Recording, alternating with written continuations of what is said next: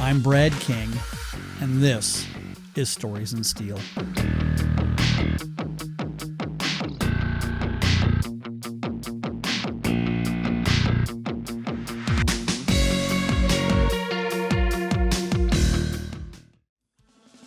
We're in Pasadena, California in this episode of Stories in Steel in the shadow of Blair's Speed Shop with the multi-talented Pete Eastwood.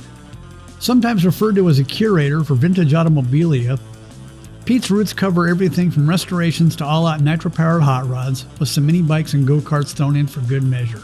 He talks about how his family inspired him and the direction he took to become who he is. So, what got you into hot rods? You've been building things since... Because I can't surf. Okay. It's a good reason. No, I grew up with cars, and my dad was an antique car restorer, and so I was around old cars, and my older brother had hot rods, and Blair's Speed Shop was around the corner from our family home, so lots of different car influences. So you were cursed from the very beginning. Yeah, I mean, I had all the different car influences around me from birth, really. My dad. Was your dad a gearhead guy? What was? Oh yeah, he was a garage mechanic. His first job, his first career. Then he went to work at Lockheed, and then he went to work at JPL. So he got into rocket ships, but started off with cars, and he had Model Ts as a kid because that was the car you drove when he was a kid. Always liked old cars, and he actually joined the Horses Carriage Club in 1946. So when everybody else was out dry lakes racing, my dad was restoring a 1905 Buick. so he never got the hot rod bug. Although he did have a really bitchin' full fendered 32 in 1939. So yeah, I'm a car. You grew up around it then. My older brother he learned the auto upholstery trade from a Bob Hawkins here in Pasadena, and so my brother was always upholstering hot rods. And so you saw stuff that he was just working on. Yeah, you constantly saw cool cars. Did you start with cars or mini bikes or bicycle stuff? I mean, everybody had Schwinn's back in the day. We started with bicycles. I mean, everybody starts on a bicycle. And we were building Stingray style bikes years before Schwinn was. Everybody in the neighborhood, all us guys, we had 20-inch Schwinn's with ape hangers and a little solo seat. We bought these particular little solo seats from the bicycle shop up the street, and we put a middleweight wheel on the front and a balloon tire in the back. And I got a picture of me, the little square snapshots that have the date on the side. Right. I got a picture of me August of 61 with my Schwinn, and it's a Stingray minus the banana seat. Stingrays came out in 63. So yeah, we were customizing our bicycles. So Schwinn stole it from you. Well, we weren't the only, but yeah, I mean, all the designers, whether it's automotive, I mean, it's all in Southern California. Yeah. So, I mean, we weren't the only kids building those. But they were looking. They were obviously watching. Yeah, I mean, they didn't think it up. They just saw what the kids were doing and ran with it. Just Detroit does the same thing. Everybody does it. So. Right. Anyhow, so yeah, we started with bikes and then mini bikes and go-karts. And I bought a guy in our Horses Carriage Club was moving, and he had a garage full of Model T parts, and this was in 1963, and house was in escrow, and he needed to get rid of them in a hurry. And my dad and I went and looked at them, and my dad he decided he had enough projects, and I talked my dad into loaning me the money to buy this garage full of Model T stuff. So it was just before my 12th birthday. It was September of 63. I bought my first car project, a Model T Ford, and I built that over a course of a number of years in junior high school, and I had the car for about 20 years. Oh, wow. Drove the heck out of it. Over time, it got hopped up. It got buffalo wire wheels and a Rajo head, and it kept getting more and more hopped up for a Model T over the years that I had it. It was a fun car. So that was my first. That was the beginning then. Yeah. Then in high school, when I was racing go-karts, I needed a car to haul my go-karts in. And so I bought a 56 Ford sedan delivery with no engine. And a buddy of mine's mom wrecked her 63 Galaxy, so I got the 390 out of that and stuck it in the 56 sedan delivery. And that was my high school and go to the go-kart races car. So what were you doing for money? I mean, you were buying cars, obviously. Well, when I turned 16, I got a job. Okay. Before that, I was we'd charge the neighborhood kids to work on their mini bikes and the go-karts. Me and my little brother, we were the go-to guys in the neighborhood. And then my big scam, not my big scam, my first big business venture, before automatic sprinklers. I mean, Southern California is hot in the summertime and everybody goes on vacation. So I was the water boy. I had my watering route. When people would go on vacation, for a week, I'd water the lawns and water the flower beds and go to after school, and I did watering. That pushing a lawnmower, that was not for me. That's actually brilliant. So I had my watering route in the summertime, but then when I turned 16, I got a real job, and I was making pretty good money. My brother worked at a boat shop here in Pasadena, and he got me my older brother, and he got me a job.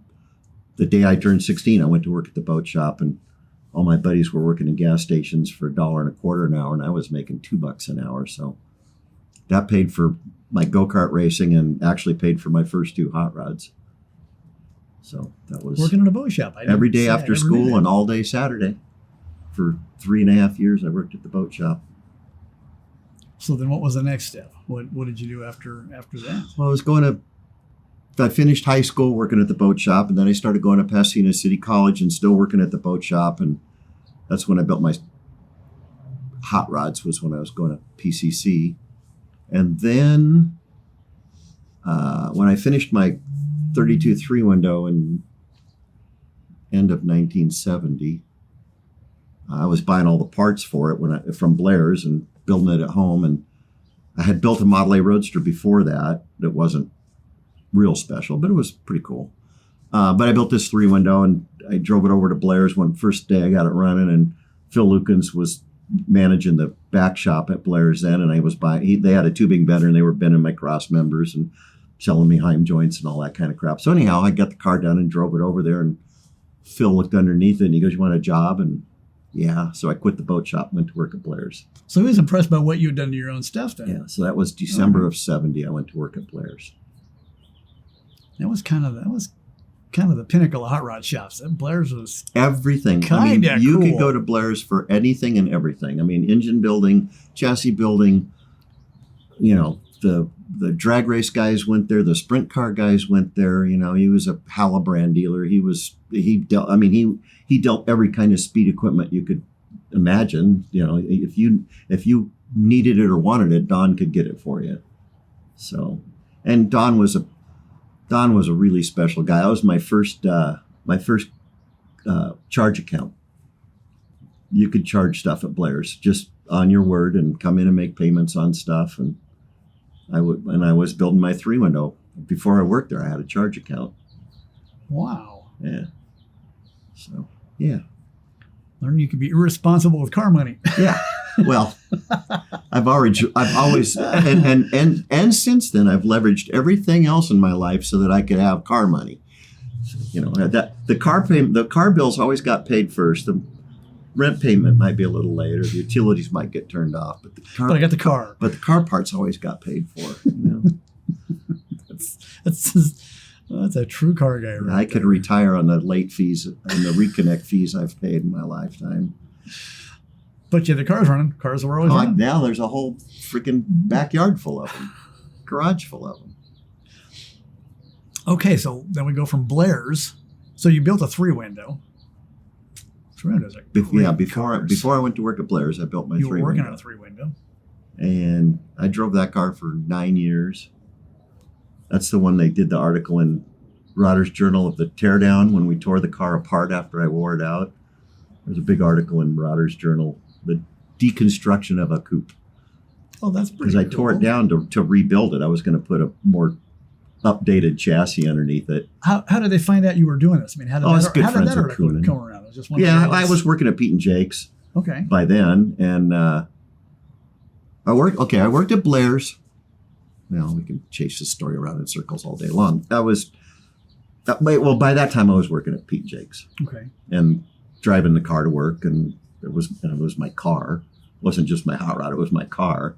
And I put 125,000 miles on it and wore it out. And it had a chassis built by an 18-year-old, which actually never failed me and actually drove really good.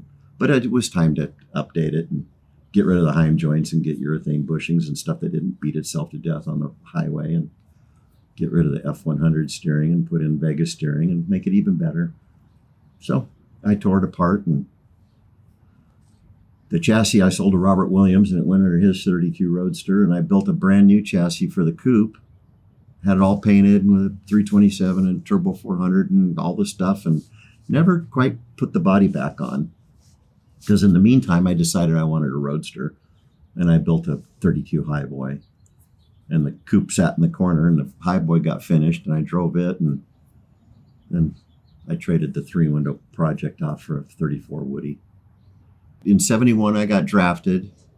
In 73, I got out, went back to work at Blair's, and Pete Chaporis came to work at Blair's then, and so we were both working there. And then Pete and Jake's Pete was going down there at night, and I was going down there at night, and Jake was kind of there all the time. And Pete and I were both still working at Blair's. And then when Pete and Jake's got rolling good enough, Pete left Blair's and was at Pete and Jake's full time. And then I was at Blair's in the daytime and Pete and Jake's at night till they got confident enough they could have a full-time employee. And then I left Blair's and went to work at Pete and Jake's. And all that happened pretty fast. Like I said, I got out of the military in early 73, and by 74, I was working at Pete and Jake's. And I remember growing up reading Hot Rod magazine when they first came out in Hot Rod. I mean, that was, Baskerville loved them. Yeah, we were lucky because, we all knew Gray. Gray lived in Pasadena. I knew Gray forever.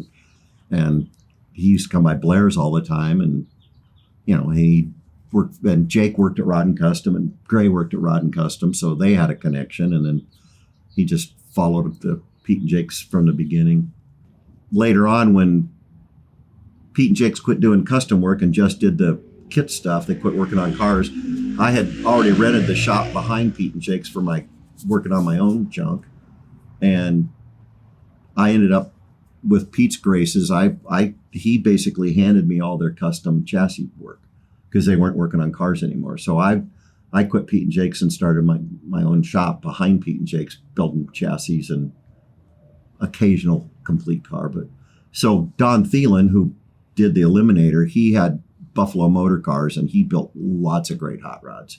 He was an Early Times member, and Don was my number one customer. So when I had my customer list at my shop, when a guy wanted a chassis, I'd put him on the list, and he'd work his way to the top, and I'd do a chassis. So you were a chassis guy. That was what you did. Yeah. That was your thing. That was, go back to the beginning, when I was a kid and hanging around Blair's, when I was still riding a bicycle, they built a lot of cars there. They were doing straight axles, and they were doing, some complete race cars.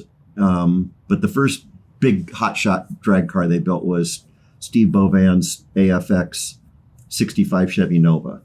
And Mike Hogue was the chassis guy at Blair's, the head lead chassis guy. And he built that car with Bovan. And it was kind of the Chevy answer to the Saxon Sons Comet AFX car that Jack Christman raced. And I was kind of a big fan of Mike Hogue and his fabricating skills, and watching him do that inspired me a lot to be a fabricator. And when I would go to the drags, because I went to the drags a lot, I was always in the pits looking at the cars and the chassis. I was more of a chassis guy, car guy than, some guys were the drivers were their heroes, and some guys, the engine builders, were their heroes. And I like the car builders, the chassis builders. And that's what that was my focus. That's what I wanted to do.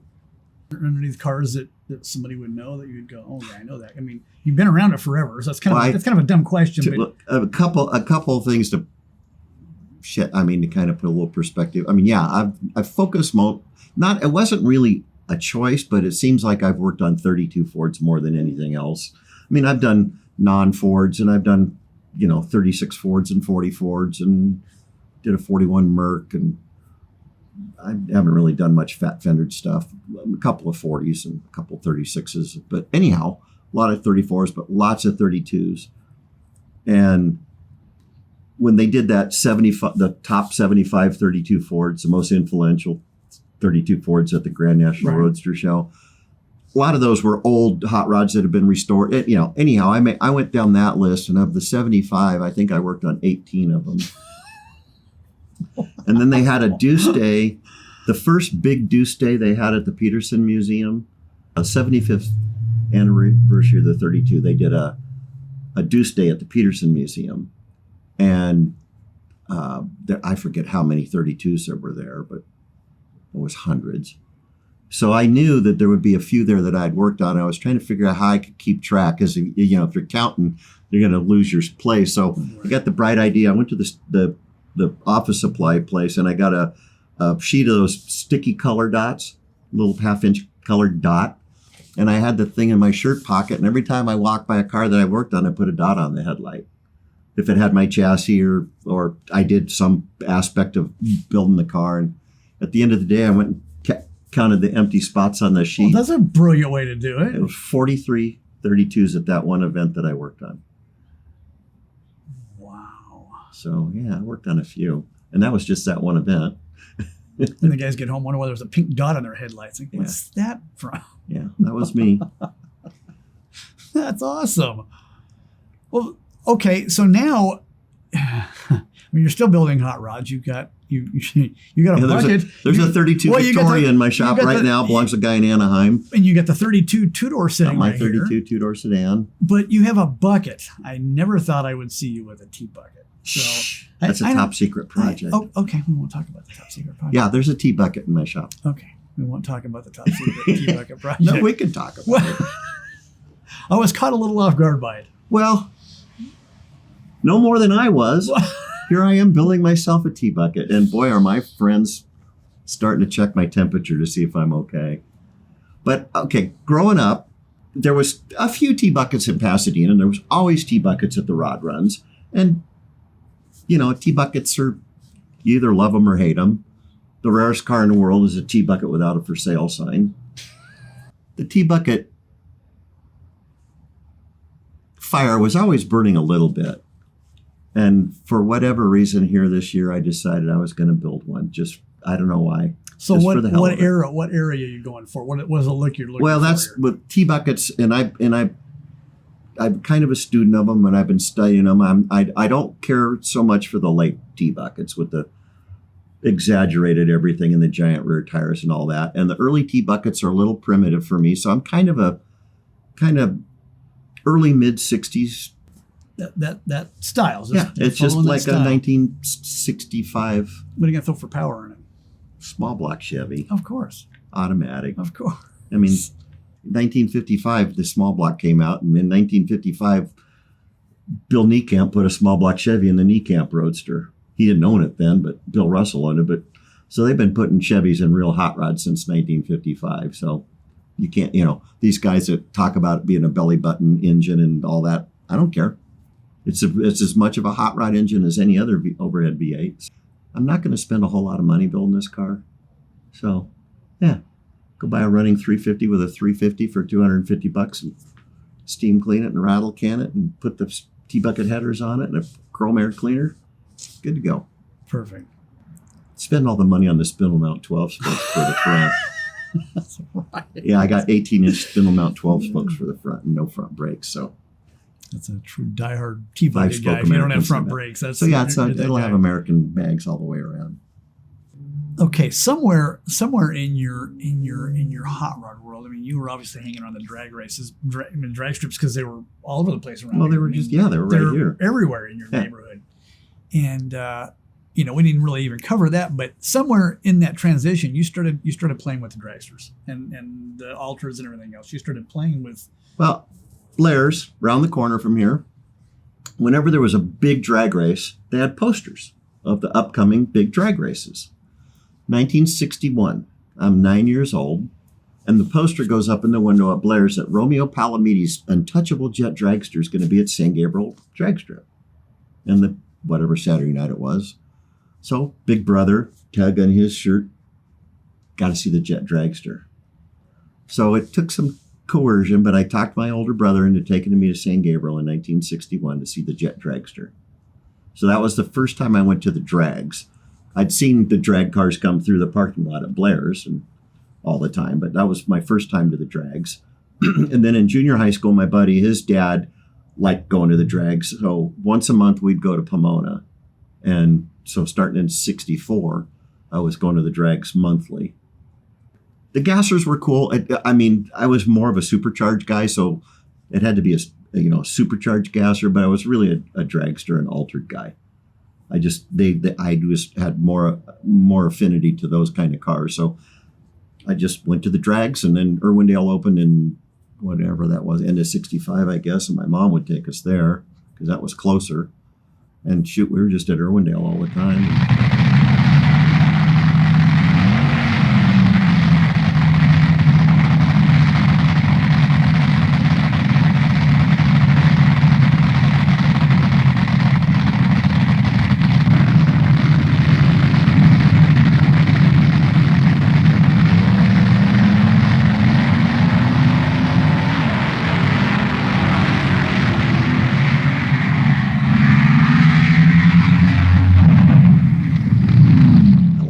And I hung around, and then when hanging around Blair's, I used to go to the drags with Steve Boban with the funny car. He would, you want to go to the drags? Yeah, sure. So we'd go to Fontana or we'd go to Irwindale or whatever. And I was a junior crew member on a fuel funny car when I was, 15. So, yeah, and Blair's was, again, a lot of things come back to Blair's, being as I literally lived around the corner and it was right there. It was just easy to get the experience and be part of it, not just sitting in the stand. So okay, that was obviously your influence because you've had a bunch of cars, you've had a bunch of dragsters. Well, with the restoring of dragsters, I was working at Pete and Jake's. I got to know Tom Proofer and built several cars for Tom at Pete and Jake's and at my own shop. And then when the nostalgia drag thing started, really kind of got started at Fremont with Brian Burnett and Tom Proofer in 1981. And because Tom was a buddy and it was a new event and he, we liked him and everything he did. So we all drove our hot rods to Fremont to the nostalgia drags. And I took the windshield off my Highboy and uncorked it, and I raced it all weekend long and turned around and drove it home. And, there was a few, old drag cars there. And then the next year I went back and Rick Bearcat and I built the primer Eastwood Bearcat 32 sedan just to go to the nostalgia drags and race it. And then the year after that, we took Rick's 34. By then the sedan was history. Now, see, I remember that. I can interrupt. I remember sitting on the cover of Hot Rod magazine. I loved that car because it was kind of that low budget. Yeah, we built that thing without spending a lot of money. It was cool. A whole backstory to the chassis and stuff. The chassis was a chassis I built for a customer, and he ended up in prison and never picked up his chassis. And I sold the Champ Quick Change out of it to Chaporis, and that went into the purple 39 convertible. And I had this P-Wood chassis, so I put a 9-inch in it, and we stuck the sedan body on it and went drag racing. So the chassis was just kind of laying around. I was waiting for I didn't even know the guy was in prison until his buddy came by to tell me that I'm never going to see him or the money he owed me, and that the chassis was just to take it, So it sat around my shop for a long time, and then it became the sedan. So that's a little bit of the backstory on that car. But so then the next year we took Rick Bearcat out of a 34 coupe that he had since high school, and we put a bigger engine in it and raced it that year. The next year, by then I was racing at Bonneville, Salt Flats, had a Model A Roadster. Me and my buddy Tony ran street roadster class. So I took the Bonneville car and took all the weight out and put low gears in it and put slicks on it and ran it at Fremont at the drags. It had it was a small cubic inch blown big block with a Muncie 4-speed. So I raced that the next year. Then the next year I bought Sherm Gunn's old AA gas 37 Chevy gasser, really bitchin' black Kenny Youngblood lettering and cartoon on the door, the silencer with a Youngblood cartoon and lettering, and badass car, and put my buddy's blown small block in it and ran that. 86, I drove my buddy's injected nailhead Buick, like an A fuel or B fuel dragster. And then every year I came back with something faster, and then I wanted a top fuel car. And I started looking around at dragsters. Well, I was looking at dragsters for a while, and I bought a new old stock 150-inch wheelbase Hussar chassis. And then Jack Underwood down in Orange County, he gave me a really nice unmolested 150-inch Woody Gilmore car. But then Tom Proofer calls me one day and he says, I found you the right dragster. And I'm like, yeah. And he goes, yeah. And his job took him all over the country. And anyhow, he happened to be working on he worked for the government and he worked on some secret stuff. So he was down in Hawthorne working on something that nobody could talk about at the time. And he calls me and he says, I found this dragster. It's right down here by where I'm working. And he says, I got a lunch break tomorrow. I went and looked at it today. I told the guy I'd buy it. He says, come down tomorrow, meet me for lunch. I'll meet you at this restaurant. We'll eat and we'll go over and look at the car. And if you like it, he says, just kick me in the heel or something, because I told the guy I'd buy it. And if you don't like it, I'll just blow the guy off. So I meet Tom. He sneaks away from his job and we have lunch and we go over to this guy's shop, and there's the yellow Samurai car that I ended up racing. And it's sitting there in the guy's shop, and the bare frame is sitting on a trailer with all the chrome pieces laying next to it, and the body panels are leaning up against the shop wall, and it's got the original Cerny Kelly paint on it, and here's this freaking Don Long chassis that's badass and all the chrome parts. And the guy had taken it apart, and he was a Pontiac guy, and he was going to put a Pontiac and a Power Glide in it and run it as an Econorail. I mean, this is 1970 or 1987. And Econorail was a big deal, and he was a Pontiac guy, and everything in the shop was a Pontiac. So I'm kicking Tom in the foot, and Tom goes, well, I told you I'd be back today. He's talking to the guy now, and he says, I told you I'd be back today to pay for it. He says, so I want to buy the car. And the guy goes, well, I've changed my mind. I want to sell the car.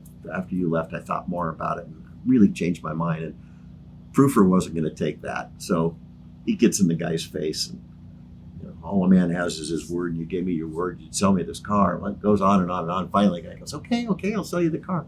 So Tom writes the guy a check, tells the guy, this is my friend. He lives local. I'm in from out of town working at a job, so I can't do anything. But when the check clears, call my friend, Pete here, and he'll come and pick up the car. So we leave, and I tell Tom, I go, Tom, I don't have any money. He goes, don't worry about it. You'll pay me back.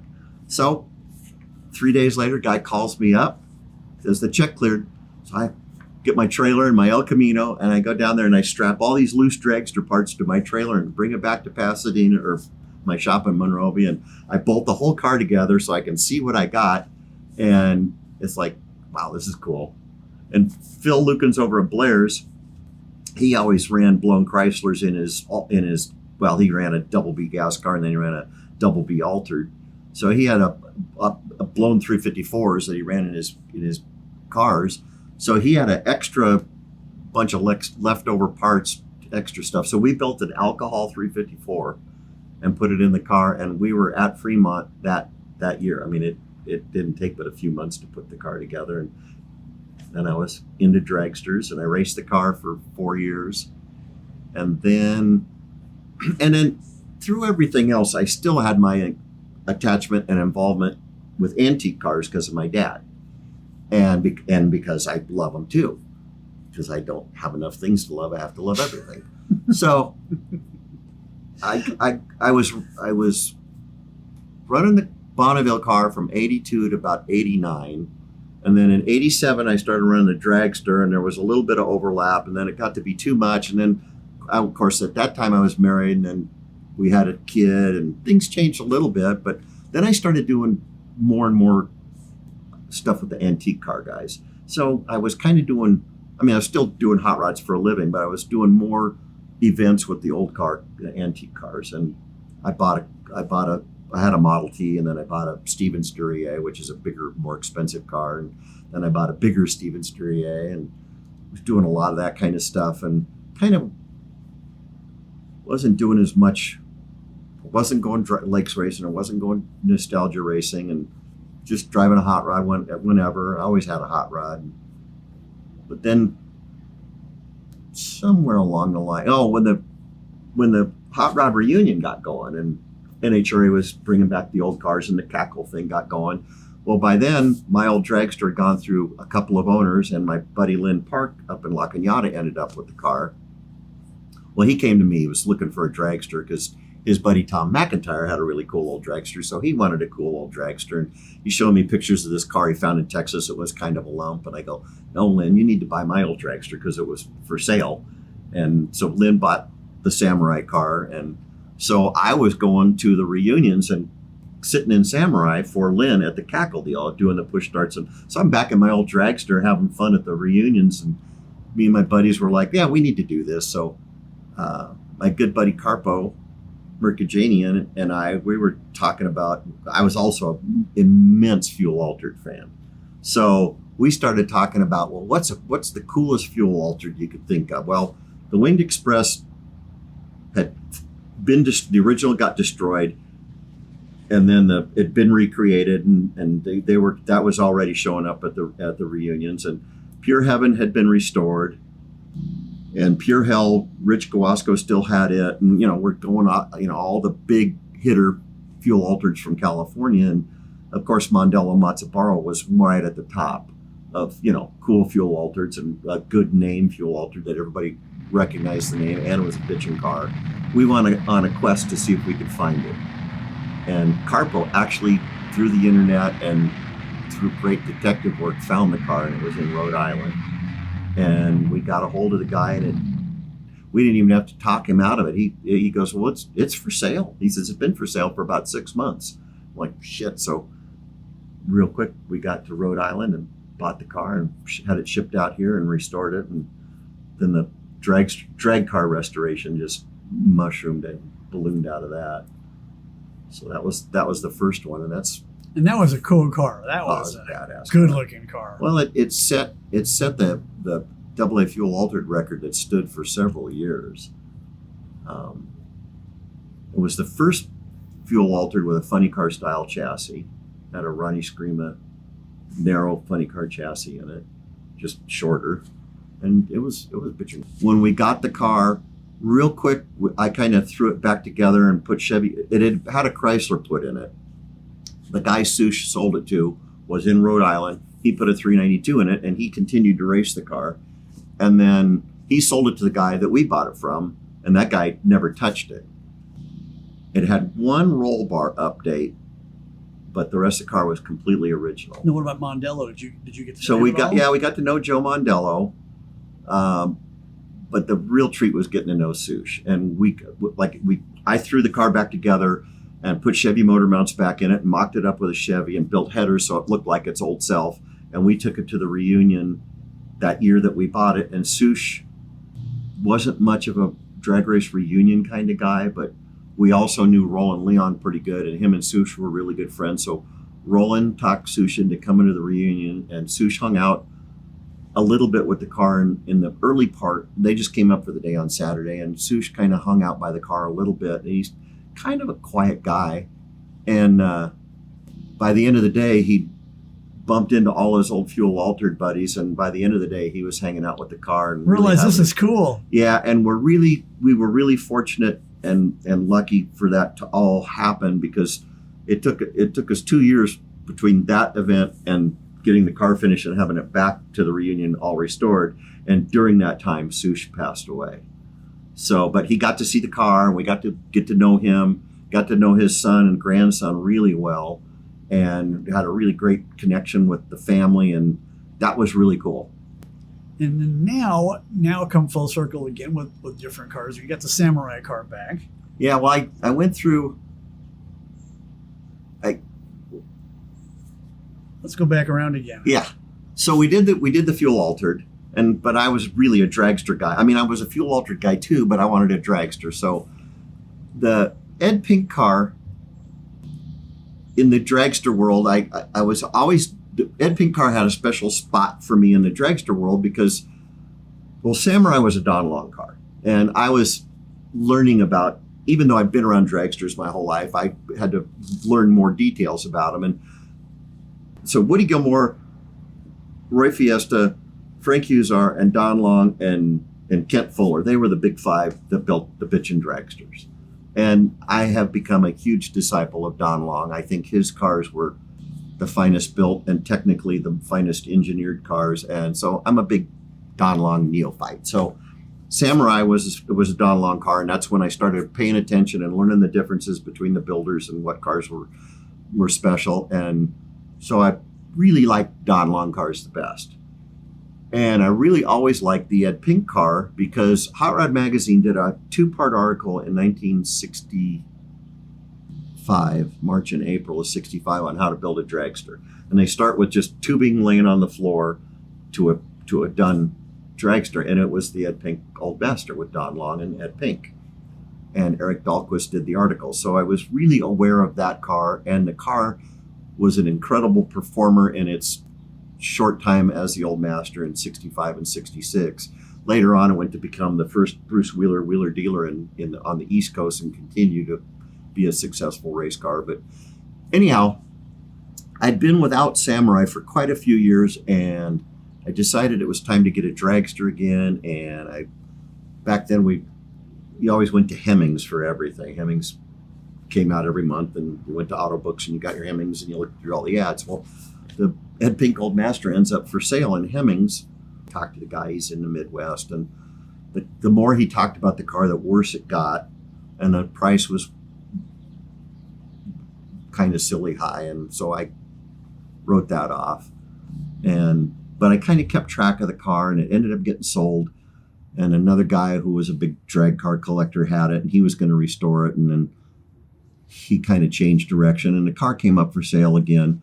And I was able to buy the Ed Pink Old Master through a bunch of wheeling and dealing. So I ended up with the car and I restored it. Years later, when it came, the Ed Pink car got sold. I sold it off about 1.5 years ago.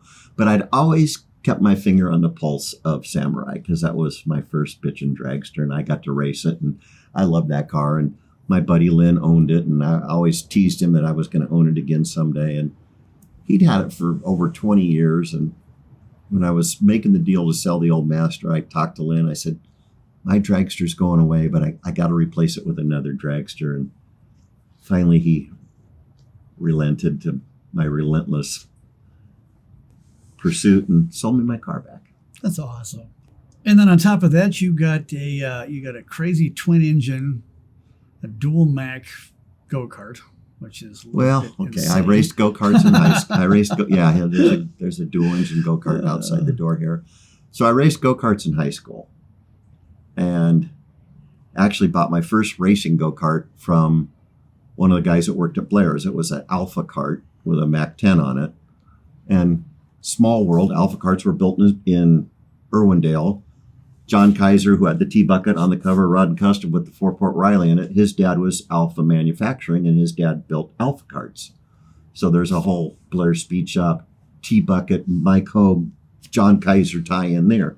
So that was my first real professional go-kart. And then not too long after that go-kart, I got a Dart A-Bone, and that's when I started racing competitively at the go-kart track in Azusa and joined the Roadrunners Kart Club and raced go-karts for about 2.5 years and had a really lot of fun doing that. And right up till building my first hot rod was all filled in with go-karts. So 20 years ago or something, 25 years ago, I wanted another old go-kart like I had. So at a swap meet, find this Dart Chaparral, which was the same as my last go-kart, and it had 2 Mac 100s on it. And a heap, but it was kind of all there. So I bought it and I restored it and put 1 Mac 100 on it because that's what I had in high school, and sat in my living room for 25 years. And a bunch of my buddies that I raced with and grew up with, they all started in the vintage go-kart racing deal, which is pretty popular now, has been for quite a while. And so my one buddy, Vince Hughes, he would always tease me, he goes, get that thing out of the living room, or are you afraid you scratch it? So after him beating me up for several years for not taking my go-kart out and having fun with it, I finally relented, but I couldn't take the one out of the living room and scratch it. So I went and bought another one and restored it and started vintage go-kart racing about, 5 or 6 years ago, and been doing that pretty regular. We'd race I mean, if you want to travel around, you can race all year long, but I race 3 races. They're like 3-day events. And so we race for a couple of days and have a show and barbecue on a day, and just awesome. all us old guys with old go-karts having fun. So I've been racing a 68 Dart Chaparral with a Mac 91B1 for the last 5 years or however long it's been, but decided I needed a twin engine go-kart. So I found another Chaparral chassis and restored it, and I'm putting 2 Mac 101s on it. And we got to play every Thanksgiving weekend, we go out to the Adams go-kart track in Riverside the day after Thanksgiving and just have a play day for the vintage karts. It's not really a race or anything. And I'm shooting to have it back all done, and so I can take it out to Adams in the end of November. Break in those twin McCullochs. That'll be great. And then you get that crazy ass mini bike sitting there that's... Well, yeah. So my buddies down in Orange County, they drag race mini bikes in this industrial complex 2 or 3 times a year. They have mini bike drags, and they've got a Christmas tree and lights and everything. It's crazy. So I get wind of this, and actually a couple of guys have a nostalgia or a restored Cackle car, Top Fuel car that they restored, and that's how I knew them. And one thing leads to another, and I get wind of these mini bike drags. So I go down there one time to watch, and they're running these 4-stroke Harbor Freight motors on nitro, and they got these stretched out mini bikes with wheelie bars. And so I'm watching this whole act, and I'm like, oh, I can do this. So, but I can't be a 4-stroke, guy. I got to be a 2-stroke guy because I'm a go-kart guy. So right. I came home and built a ultra lightweight chromoly chassis and put 2 Mac 91B1s on alcohol in it. And got a little bit left to do, get the wheelie bar finished, and a couple other little things, fittings in the tank welded in, and then I can blow it apart and paint it, and I can go to the mini bike drags. Because I don't have enough things to do. It made full circle. You started off as a kid doing that, and now you get to be the older guy doing the same thing. So It never really went away. And I have a 1909 Model T that I'm going to restore one of these days. And when I was a kid, the 2 cars that we had when I was growing up, we had a 1905 Buick and a 1909 Model T, which is the first year for Model Ts. And I just always loved the early Model Ts because of my dad's car. And that was the car my dad taught me how to drive in. I was probably 9 or 10 years old. My dad taught me how to drive in our 1909 Model T. And so I have a 1909 Model T too. As a kid, my dad and I would go to the Long Beach Model T hill climb because we were in the Model T club and we were in the Horses Carriage Club. And I had this Model T that I was building as a kid. So we'd go to the hill climb and look at all the Model T speedsters because I was going to build a speedster out of those Model T parts that I bought out of our friend's garage. And so that was an ongoing project. So there were several trips to the Long Beach hill climb over the years. But at the hill climb, besides the speedsters and the T-Tourings with the overhead Rajo and Frontenac overheads in them and the Buffalo wire wheels and all the cool speed equipment for Model Ts, there was 2 guys, Joe Leonardo and Bill LaRosa, and they would show up with their sprint cars, their late 20s, early 30s era sprint cars. And sometimes they'd race them up the hill, and sometimes they'd go chase each other around in a circle in the dirt lot across the street from the hill climb. Well, Blair's Speed Shop had a sprint car, so I knew about sprint cars, and I love sprint cars, and I was a big fan of Indy car racing and Indy Roadsters and Dirt Champ cars. So, I mean, that was an influence, and that stuff all showed up in Hot Rod magazine. So growing up, there was all that influence. And now I'm standing there in this dirt lot watching these 2 Model T powered sprint cars with Buffalo wire wheels and all the cool stuff on them out there racing each other. And I'm like, I want one of those. And my dad goes, no, you want one of those, pointing at all the speedsters racing up the hill climb. And I'm like, no, I want one of those. So over the years, I've had a couple of pretty cool early sprint cars that I started the restorations on and then never finished them and sold them. And I've restored a few sprint cars for guys, vintage sprint cars, and worked on a couple of Indy cars.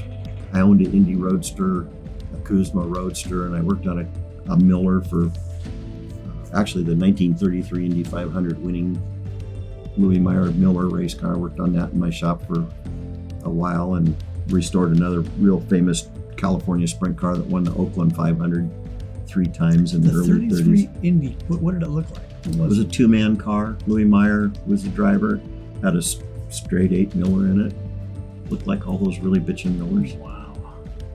So that's my other project. I have a Model T sprint car that it looks like a Miller, but it's got Model T engine with Raja overhead valve conversion and cut down C crank and Buffalo wire wheels and Hartford shocks and That's so cool. all that cool stuff.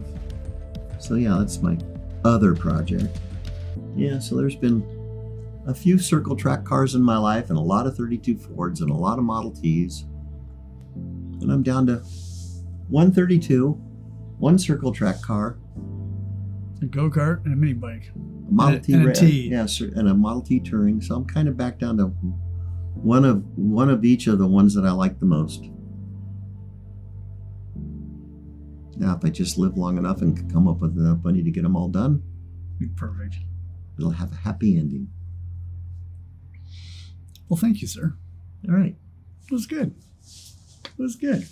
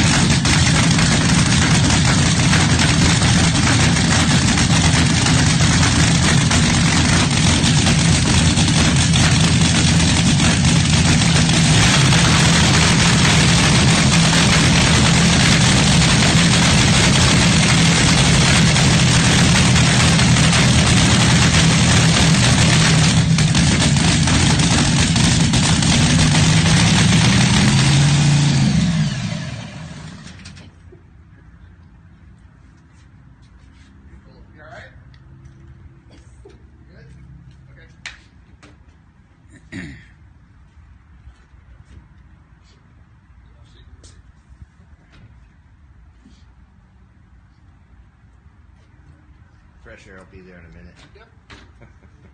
I don't know how you guys do it.